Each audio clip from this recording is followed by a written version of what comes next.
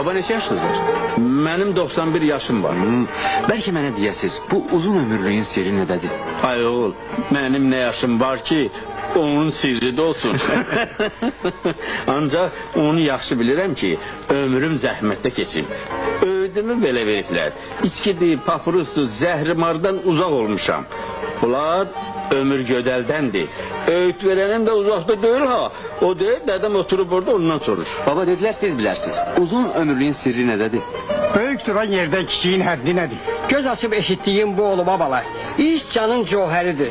İçki canın zəhəri. Adam var ki hadi içme, bu kulağından alıp o kulağından ötürecek. Dünya vecinə değil. Benim özümün bala. Hele dilime arak değmeyip, papuruz sigara da çəkməmişəm. Baba, ay baba. Deməli belə çıxır ki, tütün də, spirtli içki də sağlamlığın düşmənidir. Niye? İçirəm də, çəkirəm də. Buyur qonaq ol. Sağ olun, çəkən deyiləm. Baba, soruşmaq ayıb olmasın. Sizin neçə yaşınız var? Benim